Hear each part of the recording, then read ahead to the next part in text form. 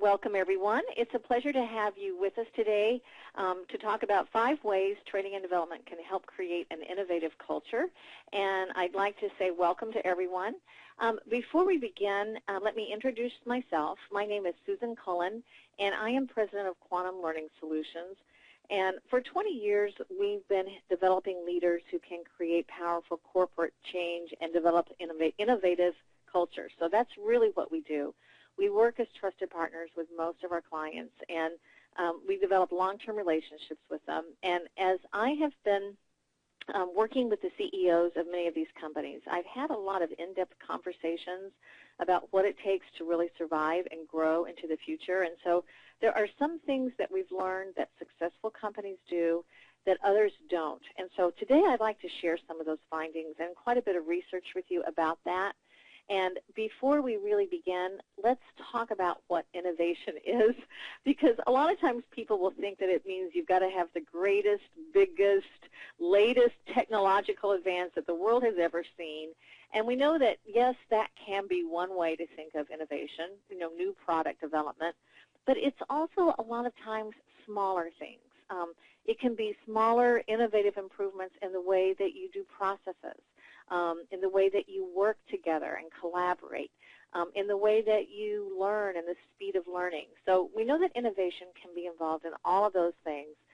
The big picture is that innovation is really what progress is all about, and it's what gives your company a competitive edge in today's market. And so that's really what we see as the key element of innovation. So when we talk about why it's so important, McKinsey did a research project where they found that more than 70% of senior executives say that innovation will be at least one of the top 3 drivers of growth in the next 3 to 5 years. So that's what our clients are telling us too. That's what we've been hearing. But what's really interesting with this is that 65% of all of them are disappointed in their organization's ability to stimulate it. So they know it's really key, but they don't know how to do it. And they also say, almost unanimously, that leadership and culture are the most important drivers of it. So, we really see that leadership is where a lot of the answer lies to creating the culture that you want. So if you believe that innovation is important to your CEO and to your organization, then the question is, well, what should you do and how should you do it? And that's really the topic of this webinar. We recognize now that the learning function is uniquely positioned to really develop cultures that are more innovative and to really make sure that they're not just creative, but that they really flourish, and that you need to have the best practice strategies to really help you do that. So this particular session, this webinar, is for you.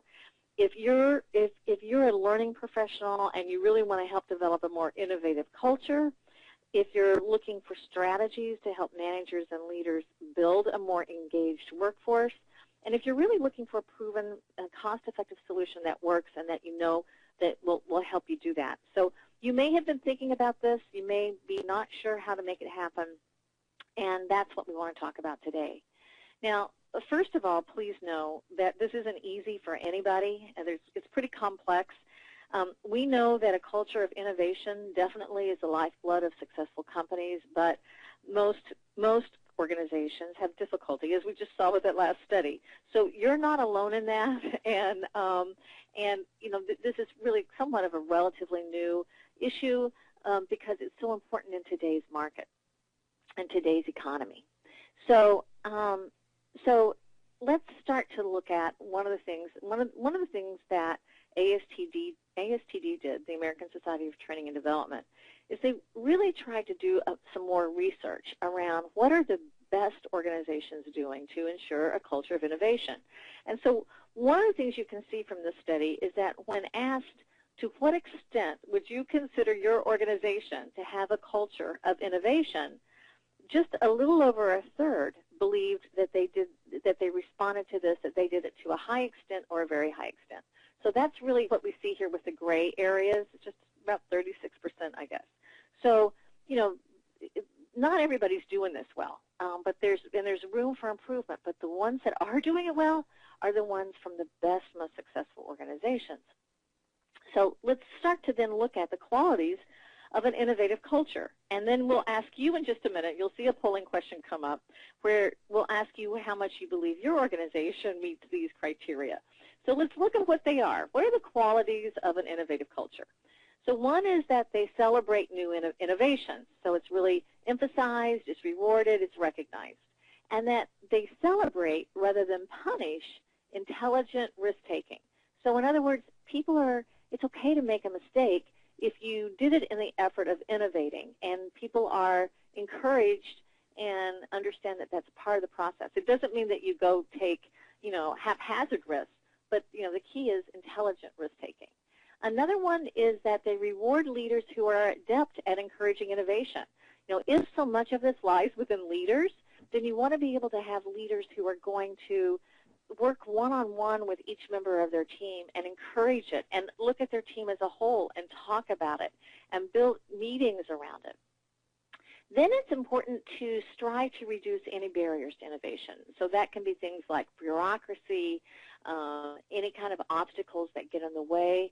And it can also be, how safe is it to try new things? And last but not least, they have a widely shared definition of what innovation means. It doesn't have to be the biggest, greatest, largest, most complex, innovative new idea ever. It can be a lot of smaller things that make a difference. So let's take a look now, and I'm going to bring up the first question for you and give you an opportunity to say, to what extent do you think your organization meets these criteria? And so right now you'll see there's an opportunity for you to select one of these particular options. So please go ahead and do that, and then I'll show you the results in just a minute. To what extent do you believe that your organization has a culture of innovation? So let's take a look and see what you think. And if everybody wants to go ahead and take a chance, we still have responses coming in. Okay, I'm going to close it down and show you the results. And so one of the things that we see here is that it looks like we've got 47% saying to a moderate extent, nobody saying very high extent, 16% with high extent, and 37% to small extent. So we've only got a very small group of high extent, and the majority of you are moderate to small extent. So again, please know that you're not alone in that. There's a lot to learn around it. I do want to applaud those of you who said high extent because you're doing some things really well. Okay, so let's go now to begin to start to talk about some of the other parts about where you begin then. So if you realize that you have room for improvement, and even if you were at high extent but you want to be at very high extent, the question is, well, where do you start? How do you begin? And I understand that challenge myself in my own past, some of my frustration with corporate America. I know there can be a lack of good leadership and innovation, and actually that's one of the things that drove me to want to found Quantum Learning Solutions in the first place. But since then, I've had an opportunity to really help companies develop cultures where excellence, innovation, and engagement can thrive. And here's what we know. The traditional leadership approaches of the past just won't work in today's world. In today's market, in today's economy, you have to encourage people to think outside the box. You have to. If you ever want to be first to market, if you ever want to be a leader in your field, if you want to make sure your organization is going to survive in a tougher economy, this is essential, but it's not easy to know how to do. And so sometimes, the focus on developing innovative cultures starts as a process, and it can still be in its early stages. Here's another example of that. We've worked for some time with a Fortune 500 consumer electronics company, and about 8 years ago, when we first started working with them, the R&D teams working on their Blu-ray technology were not talking to the R&D teams working on cameras. So they were working in silos. And people were very territorial, and they were very guarded about their ideas. They didn't, they were kind of proprietary. They didn't want other people to know what they were doing because that was their baby, and they didn't want to let anybody else kind of get involved in it. And it was really only when we worked with their leaders that they set the expectation that they need to communicate with different areas of the organization that they started to break down those silos. And back then, even as early as 8 years ago, we may not have used the terms innovative leadership or innovative culture, but that was all part of what we were doing. And so when we begin to start to talk about where you began, we wanted to create an agenda for you today that would give you some insight into that. And so today we want to talk about what is it that the high-performing organizations are doing that really cultivates innovation, and give you 5 very specific strategies that the learning function can take. And then end by giving you an opportunity to assess your own organization's climate for innovation now. So I'm going to give you the best and the most that I can in this hour that we have, but I can't put 20 years of experience into this hour, so I promise that before we end today, I will share with you how you can get more information and how you can identify the unique challenges in your own organization. I'm not going to leave you hanging, and I'm also going to provide you with several in-depth free resources and a free assessment that you can use at the end of this presentation. So you'll be able to request them on your feedback form, and they'll immediately be sent to you, and that will also give you some ideas about how to assess your organization's climate for innovation. Now, we do want this to be really interactive and really ask for your participation, so please share your ideas and thoughts as we go along. And there will be several ways that we can communicate. We'll have opportunities to do some hand raising, and sometimes, it's nice. I want to feel like we're all together in one room. And if you look at your attendee list and where your name is, you'll see a little hand next to it, and you can actually raise your hand just like we were in the room together. So if you see it, go ahead and raise your hand now. And let me just make sure everybody sees that. Great. Thanks, Cindy, Bryce. Oh, see, good. Here everybody comes. Okay, wonderful. I'm going to lower all the hands now. Still some people raising them. That's good. I'll go ahead and lower them for now. Now, another thing we're going to do is we'll have more polling questions, so we'll use those again. And feel free to send your questions in the question box. You'll see there's a question box on the bottom of your GoToWebinar panel. The best way to get a question answered is to send us a note, a text message in that question box. Kathy Doris from our office is standing by to monitor those, and she'll respond to many of those immediately. So if you have some questions, she'll be able to answer those. She'll also give us any additional questions at the end, and I'll have an opportunity to answer some of those. So feel free, don't be shy. We want to be able to really make sure we're answering your questions. So let's go ahead and start then to talk about what is it that the high-performing organizations are doing that makes them unique in terms of encouraging innovation. What are some of the practices they have? And I want to share some research with you around that. So here's one of the things that ASTD found, and that was that high performers are more likely to include innovation as a competency. So in other words, when they went back and asked, is innovation included as a competency in your organization's performance management process, they could see that high performers were doing that more than lower performers were. And, the benefit of including innovation as a competency is that it lets everybody understand that they are encouraged to be, not just encouraged, but expected to be innovative. And it enables your managers and leaders to coach the performance of their employees to embrace innovation, because when they get to the end of the year with the performance management process and throughout the year when they're hopefully coaching them around their annual goals, they can begin to start to address how they can be more innovative. So this becomes an ongoing conversation with the leaders. It basically raises the bar for everybody, and it puts the focus on everyone to look for innovative improvements anywhere they can find them. We hear all the time what gets measured happens, so what gets measured gets done. So this is a way to help with that, and it's one key thing to try to let everybody get on the same bus and know that innovation is important in your organization. Another thing that we see that if most organizations want to be innovative, then why are some of them especially adept at it while others aren't? And the higher performing organizations are able to find ways to eliminate or at least minimize these challenges. So when they were asked, to what extent do you consider the following to be barriers to innovation in your organization? You know, you see these responses here at the very top. You know, the first one that people said was that there was no formal strategy for innovation. And what we see with that is that low performers are just twice as likely to be challenged by that than those who are higher performing organizations.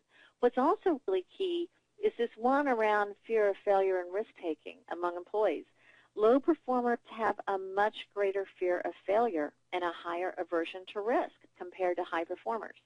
So we see that one of the strongest characteristics of an innovative company is the willingness to really take risks and not simply accept failure, but to celebrate the lessons learned from it. And if employees are too afraid to be punished for an idea that doesn't work out, then, you know, who wants to get shut down like that? You know, people aren't going to try. They're not going to speak up. And so you may lose the benefit of a lot of good ideas and breakthrough or incremental innovations. So with all the items listed here, high-performing organizations are just far less likely to face these roadblocks, or at least not to the extent that we see them here. Another thing that we find is that when organizations were asked, to what extent does your organization use the following tools, you know, we don't really see a high percentage of either the high-performance organizations or the lower-performance organizations really using these. But what we do know is that those that use them tend to be the highest the highest performers. The ones used most frequently are collaboration tools and also rotations and stretch assignments, giving people opportunities to learn new things, and collaboration tools to give them the opportunity to communicate, to discuss, to share ideas, no matter where they're located, no matter where, you know, if they're across the world in other countries, they still have the opportunity to collaborate. So we can see that there's plenty of room for organizations to grow here, but these are things that can really also help build a culture of innovation. So let's go to one of our next questions now, and I'm going to send this over. And so the next question is, what do you think? Your organization could improve your innovation practices in the following areas. Could it be identifying innovation as a core competency, removing more barriers, or encouraging more job rotations and stretch assignments? So, or it may be all of the above. So you can, I think you can click on more than one of these if you want to. Let's just take a look and go ahead and send your thoughts over and see what you think. Is there, you know, where do you think that you could improve your innovation practices? Where would it help you? Where would be some of the key areas that would be most important to you? Still have a few answers coming in, okay? And I'm going to now show you the results. And here's what we see. Most of you, over 47% of you said all of the above, and we do then see a split between the other three options. It looks like most of you said removing more barriers to innovation, so decreasing those barriers would be important. So finding ways to do that. A lot of you, 12% said identifying innovation as a core competency, as well as encouraging more job rotations and stretch assignments. So again, you can see that there's probably room for improvement for all of us to some great extent. All right, so so let's begin to look then now at what are some of the specific strategies that the learning function can take, and what could you do for those of you who are in training and development and learning and talent management of any sort. Let's talk about what you can do. So one of the first things is to realize that, you know, organizations can't just hope that innovation is going to happen organically. We know it has to be nurtured, it has to be cultivated, and that's where we really see that the learning function comes into play. You know, we see now that the learning function is more important than it's ever been. to be able to start to develop those cultures that are really going to have an impact on your organization's bottom line. So I'm just curious, and this time I'm going to ask you just to raise your hand if you'd agree with this sentence.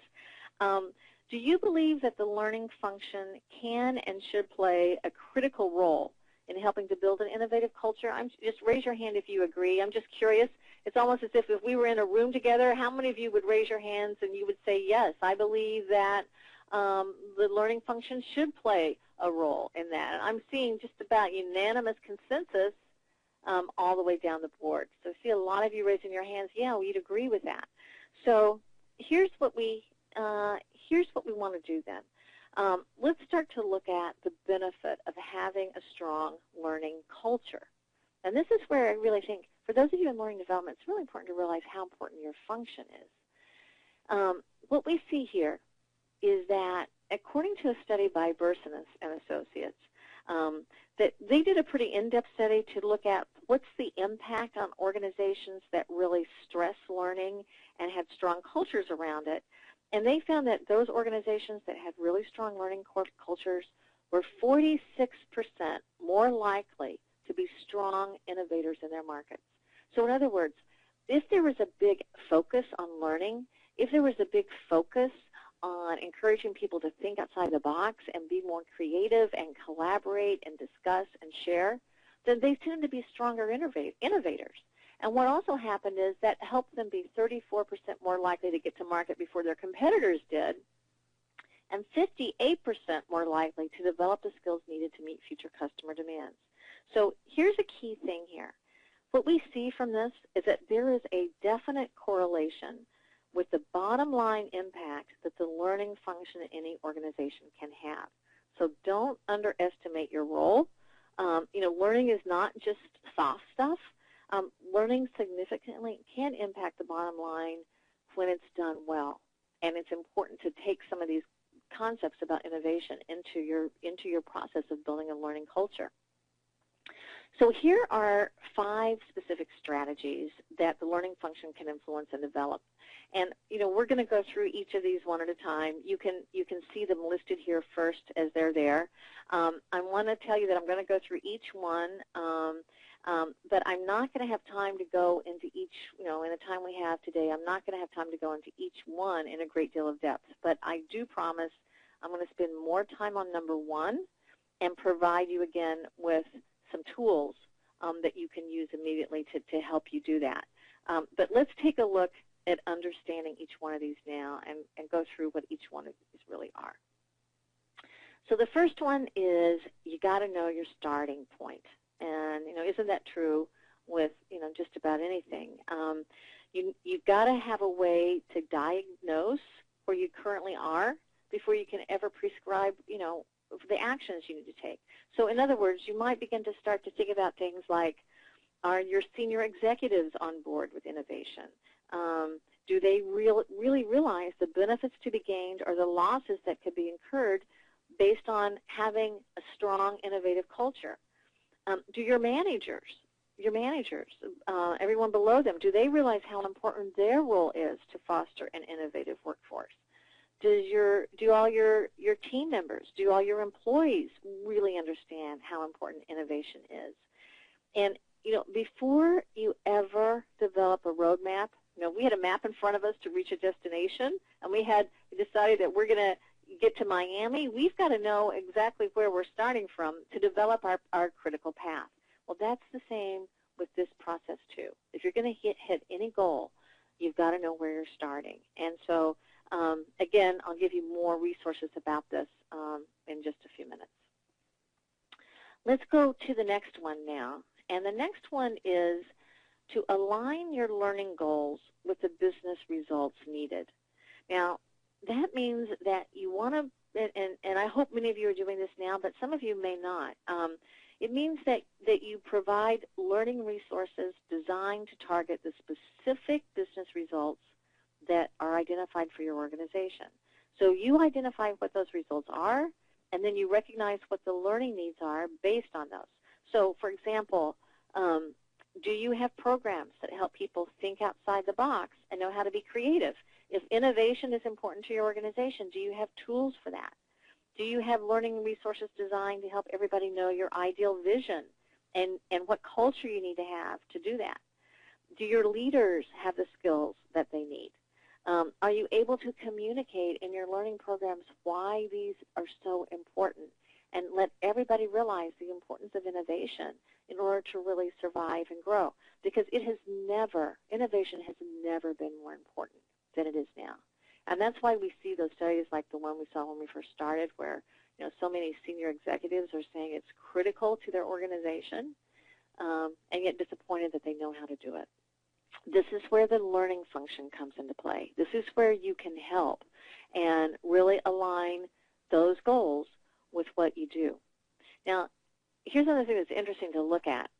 In last year's State of the Industry report by American Society of Training and Development, they asked, to what extent would you consider your organization's learning goals to be aligned with the organization's business goals? And again, they broke it down between their highest performing organizations and their lowest ones.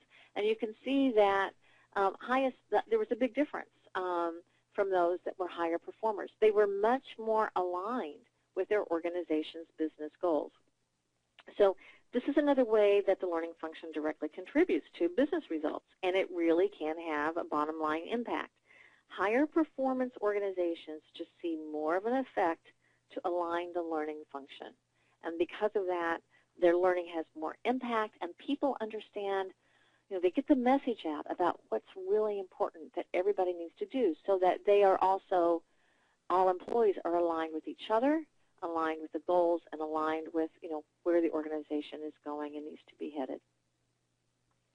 Okay, let's go to the next one. And this we started to talk about a minute ago because we see that the best organizations do this, but that is incorporating innovation as a competency.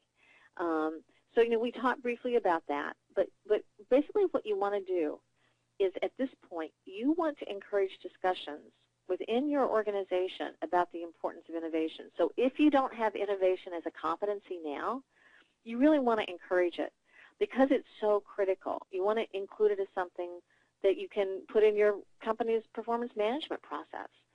How are we being measured on that? Are we, that helps people really expect that they're supposed to think outside the box, that everybody's supposed to be looking for ways we can tweak this or tweak that or improve that or find new and better solutions to our processes and the way we work together. So this is what makes people accountable, and they really know it's important when you build this competency into your performance management process because there's a structure for it in place, and it's emphasized coming from the top. And people then begin to start to really recognize that, boy, this is what I'm supposed to do. And I'm going to be, at the end of the year, I'm going to be evaluated on how well I do that. So when those kinds of things happen, people will have a tendency to step up to the plate. The next one is to encourage job rotations and stretch assignments. Now, we talked about that a moment ago because that was also something that the best organizations did. But let's look at it in more depth. Your employees, they're going to look for structured processes, not just the words in place, but do we have ways to make those words take action? And so having job rotations and stretch assignments is just one simple process that broadens their horizons and it helps them see the big picture. If they have a chance to be involved in job rotations, they have a better understanding about how the organization works. They have a better understanding about what other teams need from them. It helps them it helps them change their thinking too, because they get out of doing the same thing the same way, the same place. And so they begin to expand their perspective. And what's interesting about this is that it's actually motivating to people. Not only do you see knowledge transfer occur here, but engagement increases here. And people want to expand and grow. And what you see happen is that as they do that, you have enhanced innovation too. All right, let's go to the last one now, the last specific strategy, and that is to provide leadership programs that encourage innovation. Now, we know that not all leadership programs are created equal, so you need one that's targeted to your organization and your needs, and you want to make sure that your leaders know how to have one-on-one conversations with each of their individuals. And there are, several things they need to be having conversations about if the leaders are going to encourage innovation. They need to let people know that they're inspiring innovation by looking for different perspectives. People are going to really wonder, do they really want to hear my opinion? Or are they just saying that? And so the leaders have to really make that a focus and move forward that way. They've got to build processes to support it within their teams. So they might begin to start to have meetings where they talk about innovation. They recognize people that are finding new ways to do it. The leaders are having conversations around that. The leaders also need to be assessing opportunities to stimulate creative thinking. Instead of just telling people what to do, I start asking where do they see that they could set up task groups, or where could they set up, what are their ideas, and begin to start brainstorming and letting them take ownership for coming up with new and better ways. The leaders need to start creating champions by helping their team cut through bureaucracy and find ways to immediately go to new ways of working that is going to help everybody. And last but not least, they need to successfully launch innovations and provide the resources that people need. So they need to give them the tools they need. If they need collaboration tools, they need to do that. If they need a way to cut through the processes to make it easier, then the leaders need to do that. So leaders need to be talking with their team members all the time about ways that encourage innovation. They need to be demonstrating it themselves. They need to be talking about it in their meetings, and to help everybody get on board. Because, again, the employees are going to be quietly testing the leaders' true intentions. They're going to wonder, well, are their ideas really going to be listened to and encouraged? They're going to wonder, will they have the support they really need to be innovative? They're going to wonder, what's going to happen if they make a mistake in the process? All of that is discouraging innovation. And the ones that are in the best position to encourage it instead are the one-on-one leader that they work with. And this is why we see that the leader's role is extremely critical.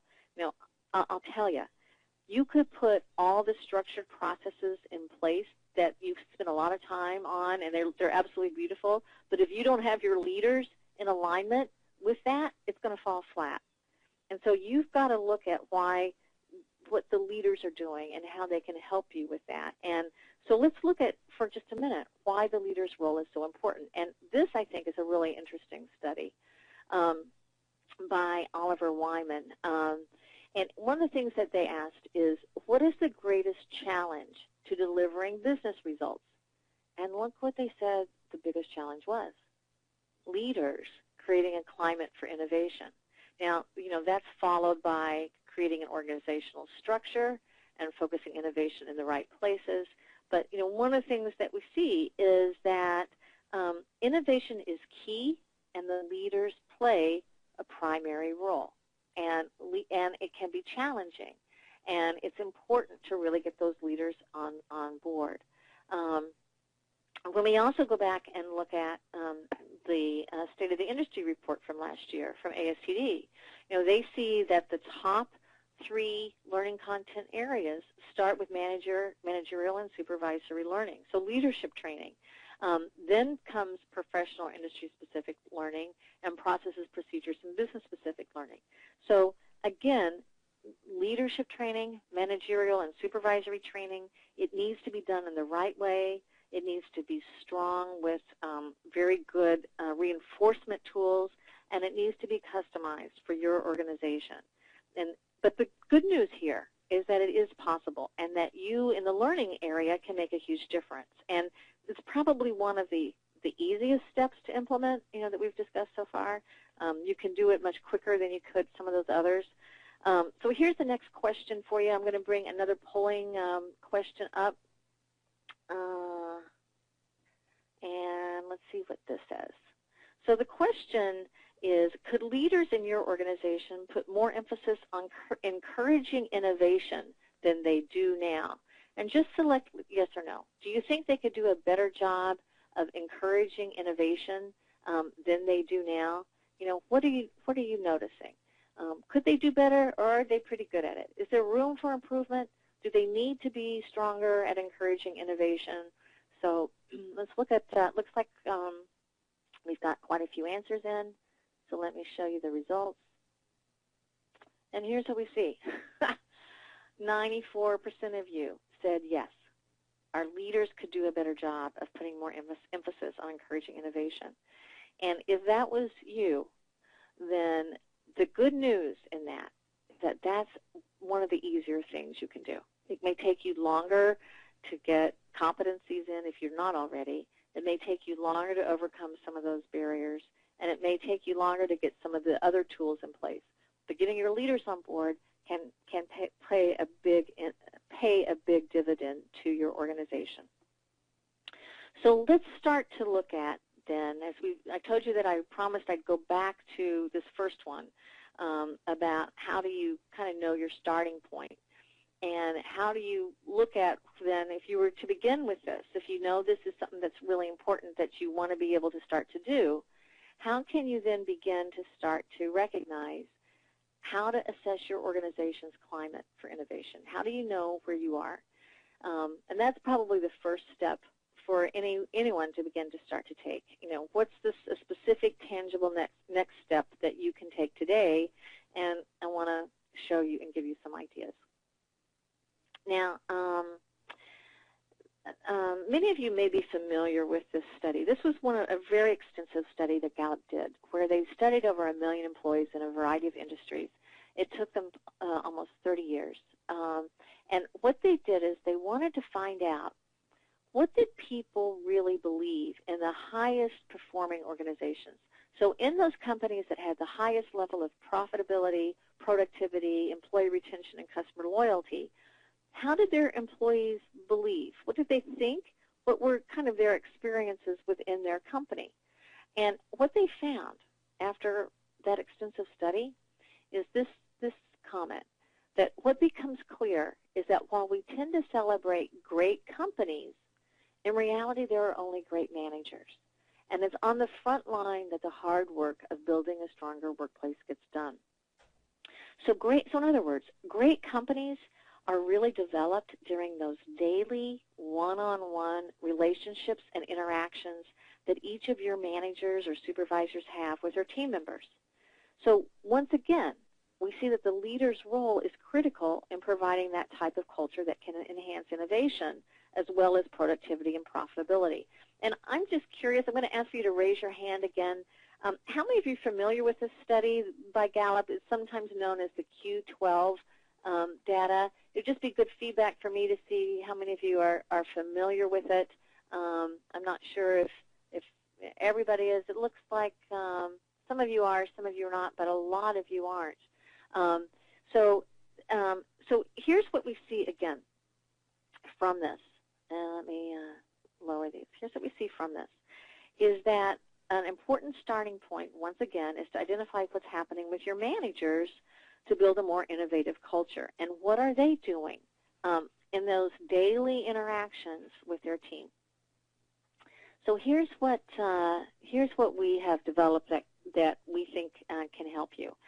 The Innovative Leadership Assessment helps you identify where your organization is and where your managers are in relation to these elements that impact innovation. So in other words, this is an assessment that you take based on what you see your managers or supervisors are doing overall as a whole. And it's broken down, it's your perception of your organization's managers. And it's broken down into these areas. Vision and mission, are people talking about innovation? Do they see it as important? Communication, are they really bringing that up frequently, talking about it? Engagement and motivators, are your managers and supervisors doing things that build an engaging workforce that inspires innovation, or are they maybe unknowingly shutting it down? Mentorship and performance, are they showing people how to grow, how to improve, how to develop, which is also going to be able to give them more opportunities to contribute more? And overall, what's the climate for innovation? Is it okay sometimes to make a mistake? If it's a thought-out mistake, is learning emphasized, or are people punished for it? And so the Innovative Leadership Assessment is a tool that helps you, again, assess what you see happening with your leaders in your organization. Now, here's a really important point. Notice that all of these things do not require a huge capital expenditure, and they don't require a lot of time to implement. You know, these are things that could be implemented by your first-time supervisors all the way up to your senior executives. And it's also directly something that the learning function can do and to help your leaders build a more innovative culture. So what it does is it helps you see where your performance gaps are. You know, where are we strong in which areas? Where are we not strong? And where do you want to create an action plan based on what you see is going on in your own organization and the impact it may have? Now, it's not going to take you too long it's not going to take long to complete. And once you do it, you have a chance to get your results immediately.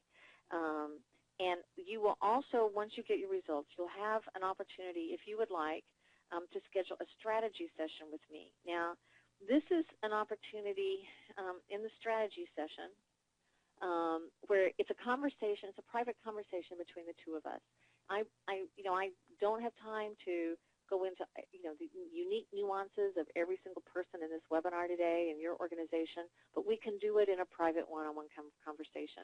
There's a lot of additional things I can add, a lot of suggestions I can share that will help you begin to start to think about, okay, what do you need to do as a learning professional going forward within your own company? And so we're really providing this out of a desire to provide meaningful value to you, and that's the purpose of it. So I would love to talk further. Don't be shy about scheduling these strategy sessions. What you'll see is that as soon as you finish the assessment, you get the results immediately, and you have an option at that time. If you'd like to schedule a session, you can do it yourself. We have an online tool that will let you schedule it whenever, at the times I'm available and the times that you can see when you would like to do it. So this, if you really want to make a positive contribution in your company, this is an excellent opportunity where you can learn more about what's going on and what do you need to think about. And it could also be something that you can print it off. You can have discussions about it. Now, also, what we will do is we will also provide you at the end of that our ebook called Tips for Innovative Leadership. And what that does is also provide additional tools and resources beyond what we had a chance to really talk about today. So let's look at what we've discussed so far. And as we started, our agenda was to look at what are the high-performing organizations doing and how are they unique to cultivate innovation. What are 5 specific strategies that the learning function can take, and how you can assess your organization's climate for innovation now. So again, the big picture is that we know that learning definitely influences innovation, and the role the learning function plays is bigger and more important than it has ever been in the past. And I think that's directly because the market and the economy is getting tougher, and for organizations to succeed, they have to innovate, and that's why we see it being so important to CEOs of so many companies. And what it also means is that the learning function can have a real impact on an organization's bottom line because of it. Another resource I'm happy to share is our corporate training tips blog. This is the address if you want to jot it down. There's a lot of research here, and we've archived all of our articles into different topics. So this can be a learning resource for you, for your teams in your organization. It's free. We're happy to share it. You'll notice that on the right-hand side of the blog, everything is categorized by topics. So you'll see things there for leadership, for communication, for team building, time management, stress management, meeting management, all kinds of topics. So it's a wealth of the archive of articles. So feel free to take a look at that, and we hope that you find it a good resource for you. So in a moment, I'm going to bring up a couple ways that you can access the Innovative Leadership Assessment if you'd like. One is the next screen that I bring up will show you what the URL is, and you can save it and go there. Another way is that Kathy is going to be typing in what the URL is in the chat box. It looks like she just did. If you go to the chat box on your GoToMeeting panel, you can click on that link that Kathy just put in there, and that will take you immediately to the assessment. Again, it won't take you long to do, and you'll get your results right away. So here is the link. If you want to just write it down and go to it, it's pretty simple to remember, assessleaders.com. And at this point, then, I just want to see what questions anybody might have, and really encourage you to take advantage of that assessment instrument, because I think it will really be a good tool to help you, and your role is really important in your organization. Kathy, I wanted to save some time at the very end so that we could answer questions, make sure we're on track with people's needs. So can you tell me, Kathy, you've been monitoring the questions. Can you tell me what questions we might have, and I'll try to answer those now. Okay, here's one. I'm part of a larger department and don't make decisions independently. How can I encourage our organization to make innovation a competency? That's a good question. Well, so I'm assuming that what this person is saying is that they think it's a great idea, but it's not one person's decision, which obviously is the case. And so if that was your question, or if you find yourself in that situation, I would encourage you really to talk to your own manager, escalate that up to your VP of HR, and then begin to start to have conversations with the CEO and encourage your senior leadership team to start to talk about it. I think a key thing to recognize is that you want to model innovation yourself, so don't hold back. I mean, if you think this makes sense, and it really is a good idea, we'll be sending the recording out for this. Everybody will receive the recording of this tomorrow. Feel free to share this recording with anyone in your organization you'd like. If you feel like this is a good idea, don't hold back. Go talk to the people on your teams that can encourage that, and really, really encourage them to take it to the next step, because I really do believe that that's a good way to make sure everybody knows innovation is important. So, good question. Kathy, were there any other questions there? Yeah, here's another one. What are some tools to facilitate collaboration that you talked about? Okay, good. Good question too. So I think that was the one where we were talking about the tools and what the best practices did, and some ways to encourage collaboration. I'm going to share some ideas. If anybody else has any suggestions, please also feel free to send those over in chat or to put them in the question box. But some ideas that I would think of would be almost like what we're doing now. GoToMeeting is a good one. It's a little easier to collaborate than GoToWebinar because you have smaller groups there. We have a larger group here, but you can have more interactivity. You could have people, from different countries coming on. Another thing is, having an intranet within your organization and sharing information there. I hear sometimes of people who have repositories, chat rooms inside their own organization, wikis, things like that. You could have social media sites that encourage collaboration. You might have something either within your own organization that does that, or you might find that you can have collaboration groups even outside with other people in similar industries or job functions across the board with other organizations too. But if you know of any additional specific tools beyond those, feel free to share them with us, and we'll just send us a note over and put it in the questions. And Kathy, let me know if you get any other comments, and maybe we can see if the group here has any other suggestions as well. Any other questions, Kathy? Yes, here's one. What steps do you recommend for cultivating buy-in? We all know that culture changes take time, so how do you help management stay involved over a long period of time? That's a good point, too. I think you're right. Culture does take time. It doesn't happen right away. And so one of the key things you have to do is constantly reinforce the key elements of the culture that you want to have people focus on.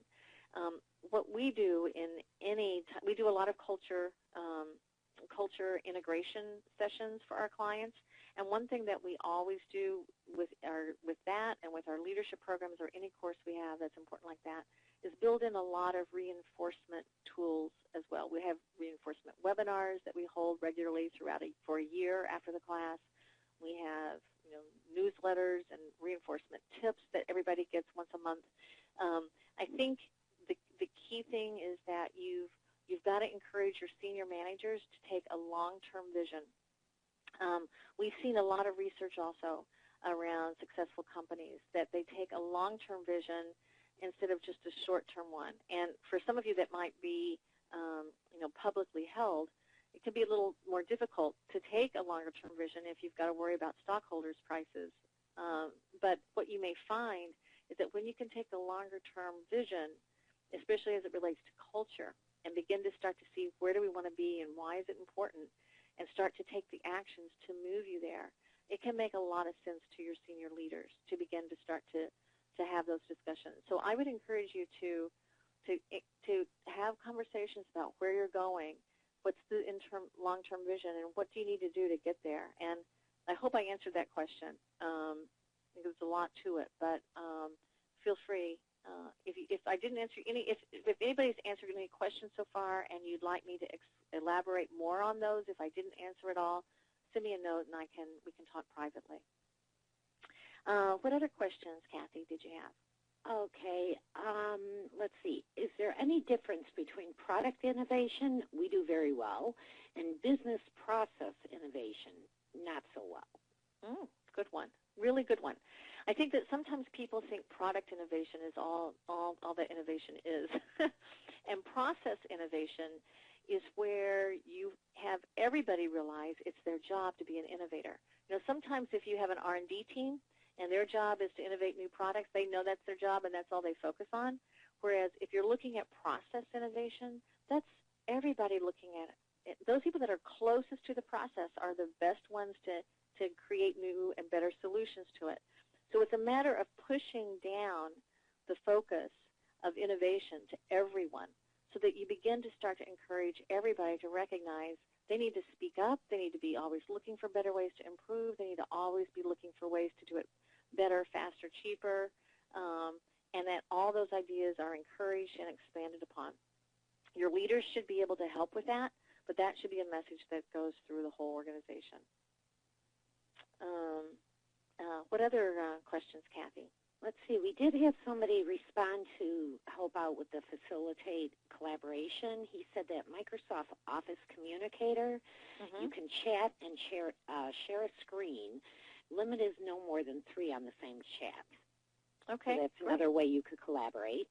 Microsoft Office Communicator. Great. Okay.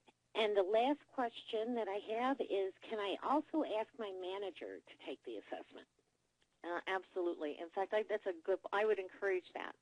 And if you even have other people on your teams or your senior leaders or your CEOs, encourage them to take it too, because it's a good discussion point to talk about what are your different perceptions. And if you start to see a trend that everybody is rating things lower, that's a great point to say, okay, let's talk about how we fix this then. So if we've got a really sore thumb in a certain area, let's heal it. Let's talk about it. Let's look for ways to address it. And so definitely, you just write down this website, and anybody can go to this site and take this assessment. It's free. We encourage it. It's fine with me. I think it's a good idea. Any other questions there, Kathy? Nope, that's it. Okay. Well, I'd like to say thank you to everybody for your participation today. I think that your job is really important. Don't underestimate how important the learning function is. It's going to just increase in the future. It's going to be even more important in the future going forward. And so don't be shy about speaking up. Don't be shy about taking the assessment. And please, I welcome an opportunity for us to talk further in the strategy sessions. So thank you so much, everybody, and have a great rest of your day. Take care. Bye.